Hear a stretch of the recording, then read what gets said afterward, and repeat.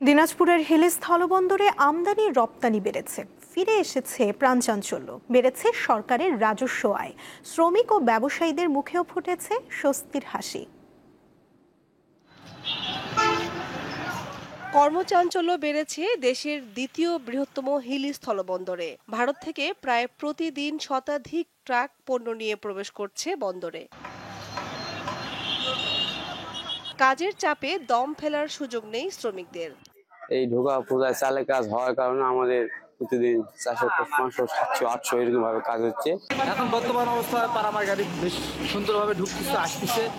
আমাদের কাজটা ইনশাল্লাহ ভালো হচ্ছে। এখন গাড়ি ঘোড়া আসতেছে ইন্ডিয়া থেকে, এখন কামাই ভালো হচ্ছে। চাল সহ বিভিন্ন পণ্যের আমদানি বেড়েছে, এতে চালের দাম স্থিতিশীল রয়েছে বলে জানান আমদানি রপ্তানিকারকরা। তো 12ই আগস্ট থেকে আমাদের হিলি স্থলবন্দর দিয়ে ভারত হইতে চাল আমদানি শুরু হয়েছে। আমদানিকারকরা প্রতিদিন গড়ে 100-110 গাড়ি চাল এখানে ঢুকছে। আমরা কাস্টমসের সাথে কথা বলছি ফল আমদানির বিষয়ে। কাস্টমসের গ্রিন সিগন্যাল পাইলে আমরা ফল আমদানি হিলি করতে শুরু করি। চলতি মাসে 25 দিনে ভারত থেকে 21,510 মেট্রিক টন পণ্য আমদানি হয়েছে।